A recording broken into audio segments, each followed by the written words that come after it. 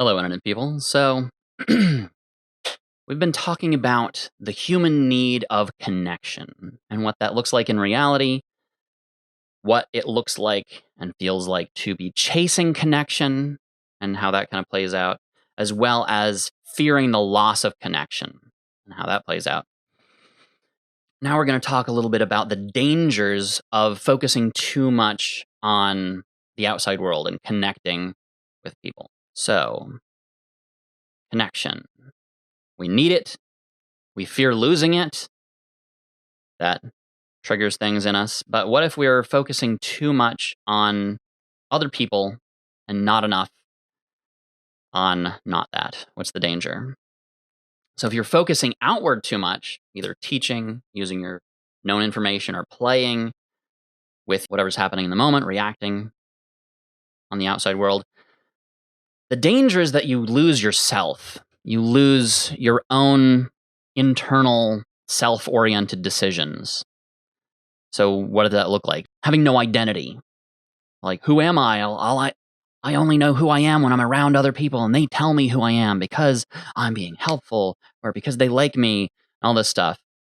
Then, like, who are you when nobody's around? Like, I don't know. Like, what do I like? What do I think? It can also look like being a bandwagon kind of sheep. You're just following the crowd because you're so desperate for validation from other people that you're not really having any opinions or any deep values of your own. You're not spending the time on it. You don't care, not paying attention to it. That's going to end up causing a lot of problems in your life. The feelings of that can look like self-hate.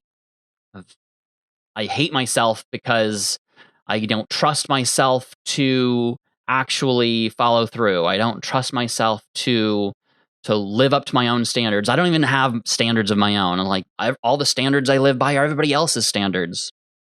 Or it can look like I have no self-control. It's like I'm at the mercy of, I'm a yes man. And like somebody asks me to do something, yes, but then I don't follow through, feel like a worthless loser. Like, who am I? Well, like, what am I actually bringing to the table? How am I actually useful? So what do you do? How does this play out with blast versus play?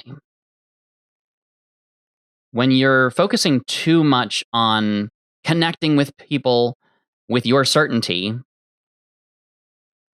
the danger is that what you're sharing, what you're teaching, how you're controlling things, what you're giving to them is just shallow garbage. It's just something that you heard 5 minutes ago, and now you're teaching an hour-long class on it. There's no depth there. You haven't really done the work to understand it. You have nothing unique to offer. Why are you even talking about this for 6 hours? Like, you don't know what you're talking about. You're just copying somebody else. So the solution there is to go and do the work that it takes to, first of all, learn what's going on, learn the facts, the details, the concepts, broaden your horizons, and then do the depth work. Work on it for yourself. Really meditate on things. Pick it apart, put it together. What are your values? What do you care about? What unique points of view do you have? What unique realizations do you have? What are you absolutely certain of that you're not just parroting somebody else? So look at these guys. They're doing the work to build something for themselves that maybe they can share with other people. Maybe they can keep for themselves. But if you're in this mode all the time, you're going to run out of stuff to say. And if you still keep saying stuff, if you still keep trying to connect with people and using certainty or whatever, you're going to start scraping the bottom of the barrel and giving them nothing. So that's the danger of focusing too much on blast. And what's the danger of focusing too much on play, which is connecting with people and variety? So the danger there is, well, let's look at the list again. So the danger is you lose yourself, no identity, bandwagon follower, self-hate, shallow contributions, low standard, no self-control. Yeah, so the biggest danger of focusing too much in play is losing that self-control. The opposite of play is sleep, which is certainty and significance, which is self and control. So if you're focused too much on the opposite of that, which is play, that's going to be reacting in the moment to whatever's happening in the moment. So that's the opposite of control, and that's the opposite of self. It's outward, trying to connect, chasing, following, needing that validation, as well as variety. New all the time.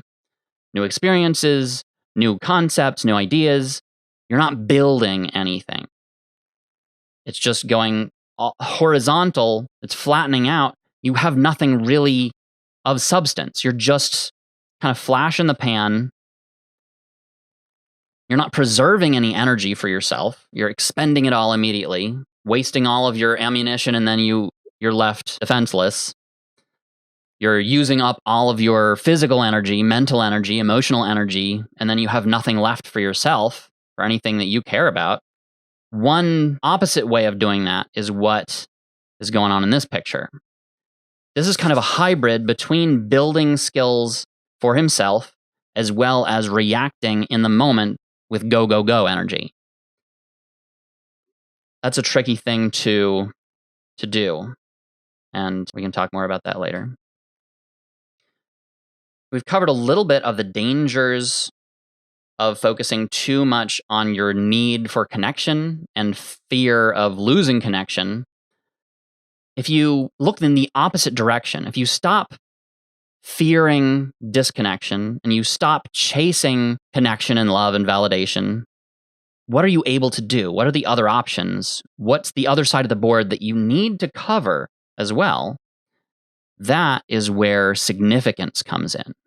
How do you actually grow your own self so you have something that's worth anything at all? Next time.